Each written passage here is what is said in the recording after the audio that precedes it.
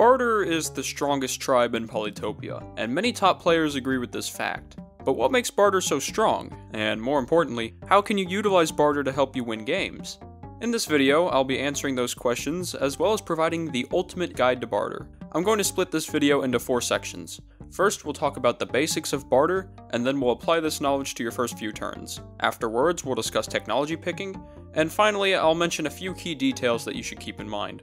Also, I'm going to assume that we're playing on a normal drylands map, and this is a 1v1 scenario. But most of this information applies to any map type. Let's get started. Pretty much all of Polytopia's best players consider Bardur to be the strongest tribe. But why is this the case? Well, they can upgrade their capital on turn 0, that's a huge boost, but there are a handful of other tribes that can do this too. What's so special about Bardur? Well, the answer lies within Polytopia's tech tree. Bardur starts with the hunting tech, and the hunting branch of the tech tree is much more powerful than the organization branch or the fishing branch. Bardur's terrain allows them to utilize the hunting branch to its fullest extent, letting them rapidly build their economy from the start of the game. With Bardur, you can indulge in 2 main styles of play. Go for mathematics and pump out giants to disrupt your opponent, or go for riding roads and lock down large swaths of the map for yourself. We'll discuss each of these strategies a bit later in the video. So I've mentioned what makes Bardur so strong. Do they have any weaknesses? Well, it's hard to think of any. Sometimes you can get unlucky with resource generation and be forced to research organization to supplement your city upgrades. Because of Bardur's low farm rate and the nature of how the game is played, organization doesn't lead to many useful techs down the line for Bardur specifically. However, poor resource generation only slightly slows down Bardur. They're still a powerhouse. Now there's one more important thing I want to mention before we jump into the early game. When you're playing as Bardur, you'll almost always research forestry in any game you play. Forestry introduces an interesting mechanic to your turn planning. Not only can you place a lumber hut in a forest tile to gain 1 population, but you can also chop down a forest tile to gain 1 star. If you gain one thing from this video, make it this fact. The chopping mechanic is a critical part of playing Bardur, and it's what separates okay Bardur players from the pros. Chopping allows you to upgrade cities earlier, train extra units, etc. But how do you know when to chop a forest? For each of your cities, you should plan out what is the highest level you wish to achieve with them, factoring in things like monuments, road connections, and sawmills if you plan on going that route. When you have determined the highest level you want a city to achieve, you can chop any forest that isn't used to help the city achieve that level. On to the early game. Your first few turns are extremely important, as the entire rest of your game builds on them. There are a few different ways you can open as Bardur, and I'll be mentioning the most popular ones. Your choice of opening will usually depend on your luck with forests and nearby villages. For starters, your turn 0 and 1 will look almost entirely the same for every game. On turn 0, upgrade your capital and take a workshop, and on turn 1, train a second warrior. Now we start to deviate a little bit. The standard opening with Bardur involves researching forestry prior to capturing your second city on turn 3. Afterward, you can chop 1 forest so you can upgrade your capital and take stars, then upgrade your second city and take either a workshop or an explorer depending on how central your second city is. If you don't have the extra forest to chop for the early capital upgrade, just upgrade your second city instead. This opening sets you up with a nice early game economy, and it lets you transition to riders pretty easily, or mathematics. If you happen to find a village on turn 2 instead of turn 1, you can either train a 3rd warrior on turn 2, or save your stars and get riding and a rider on turn 3. I've seen success with both options. Then, research forestry before capturing your second city on turn 4. Let's cover an annoying scenario. Your second city doesn't have any animals to hunt, only fruit.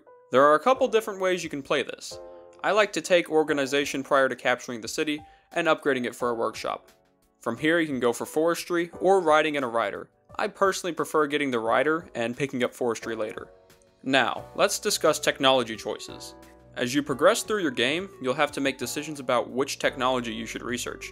After picking up forestry, the next tech you should consider is either riding or mathematics. Riding is the conventional option on normal sized maps, but neither option is a bad choice. Your choice depends on your capital and second city resources. Essentially, can you get a giant in one of your cities using mathematics? If not, pick riding. Let's look at these 2 options a bit closer. Given the standard Bardur opening, we can research riding and train a rider on turn 4. Riding will allow you to rapidly pick up villages and rope off sections of the map for yourself. It's very important to lock down 5 other cities so you can eventually buy roads and get your network monument, which will help you with your first giant. With mathematics, you're sacrificing expansion for a strong economy and giants. The basic idea here is to get a giant on turn 5 or turn 6, and then use your metropolis monument to get a second one. Take these giants and throw them at your opponent. Make them scramble to defend while you transition to riders. This works much better on smaller maps. On normal maps, your giants have to travel a further distance to reach your opponent, which gives them time to stabilize their position with their own giants. Remember, it costs 11 population to get a giant in a city using population growth. What about your next tech? This mainly depends on the second tech you pick. If you chose riding, you've committed to expanding quickly, so go for roads. If you chose mathematics, go for riding to start locking down parts of the map while your giants force your opponent to respond. Of course, there are some exceptions that may crop up. If you have a mountain ruin, climbing isn't an awful option as you get the defense bonuses on mountains, but it is risky because the ruin could easily prove to be useless. The rest of the techs are situational, but there are a few key ones that stand out. Chivalry is great for closing out late game positions thanks to knights, Smithery allows you to upgrade your cities further for more income and giants, and you gain access to swordsmen, which are great if your opponent has knights. And finally, I want to mention organization. I know I said organization doesn't have much useful technology past it, but organization can be a great cost-efficient tool for upgrading some cities if mathematics becomes too expensive for you. Oh, and I gotta give a quick shout out to archery. Thanks to the defense bonus it gives you on forest tiles and access to one of the most cost-efficient units in the game. Of course, you shouldn't limit yourself to just these techs. Situations may arise where you have to deviate from these recommendations. Finally, I want to mention a few special scenarios here. If you're not playing on dry lands, organization becomes more powerful because defender ships are very cost-effective naval units. With that being said, if organization and fishing net you the same amount of upgrades, go for fishing first as you'll be able to get ports earlier.